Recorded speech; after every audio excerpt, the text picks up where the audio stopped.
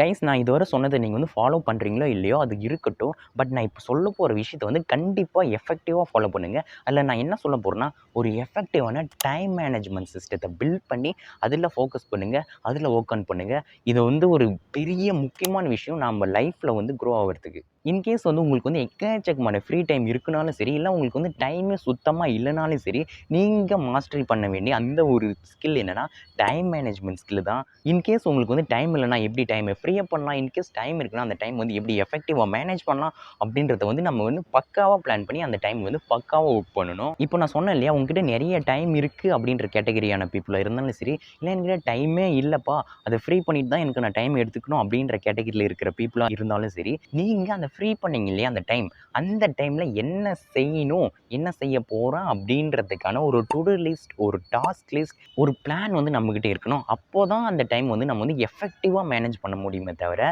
நம்மக்கிட்ட ஒரு பிளானே இல்லை, என்ன செய்ய போகிறோன்னு ஒரு ஐடியாவே இல்லைன்னா அந்த டைம் வந்து கண்டிப்பாக வேஸ்ட் ஆகிடும். இன்கேஸ் உங்ககிட்ட வந்து ஒரு நாள் ஃபுல்லாக ஃப்ரீயாக இருக்குது, நீங்கள் என்ன பண்ணுறீங்கன்னா போகிறீங்க, காலையில் எழுறீங்க, காலையில் எழுந்துட்டு எல்லா வேலையும் செஞ்சு முடிச்சுட்டு போய் உட்காந்து திங்க் பண்ணுறீங்க. ஓகே இன்றைக்கி வந்து என்ன ஒர்க் செய்யலாம், என்ன ஒர்க் செய்யலாம், என்ன ஒர்க் செய்யலாம்னு திங்க் பண்ணுவீங்க.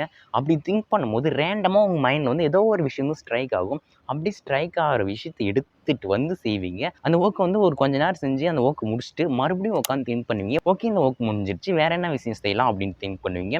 அப்போ மறுபடியும் உட்காந்து திங்க் பண்ணி அப்போ எந்த விஷயம் வந்து திடீர்னு ரேண்டமாக உங்கள் மைண்டில் ஸ்ட்ரைக் ஆகுதோ அந்த விஷயத்தை செய்வீங்க.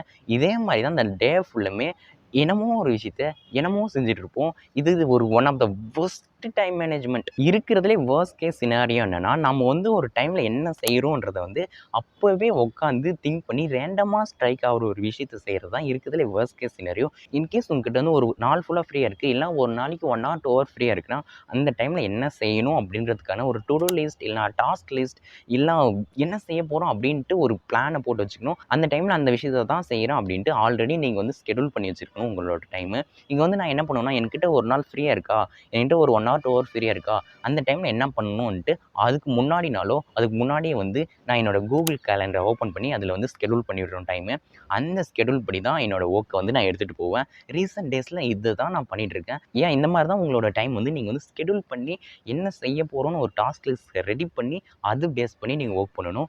ஏதோ ஒரு விஷயத்தை ரேண்டமாக ஸ்ட்ரைக் ஆகிறத எடுத்து செஞ்சுட்டு இருந்தீங்கன்னா டைம் வந்து கண்டிப்பாக எஃபெக்டிவாக மேனேஜ் பண்ணவே முடியாது. ஓகே இந்த வீடியோ வந்து உங்களுக்கு பிடிச்சிருக்கும் நான் வந்து பிலீவ் பண்ணுறேன். பிடிச்சிருந்தா தயவு செஞ்சு லைக் கொடுங்க. நீங்கள் வீடியோ பார்க்குறீங்க ஆனால் லைக் பண்ண மறந்துடுறீங்களா என்னன்னு தெரில. லைக் கொடுங்க. அதை விட முக்கியமான விஷயம் சப்ஸ்கிரைப் பண்ணுங்கள். வேணா ஷேர் பண்ணுங்கள். உங்களை ஒரு நெக்ஸ்ட் வீடியோவில் பார்க்குறேன். என்னோட நேம் வந்து ஏகேன்னு சொல்லிட்டு இருக்க அஜித் குமார். உங்களை ஒரு நெக்ஸ்ட் வீடியோவில் பார்க்குறேன். பாய்.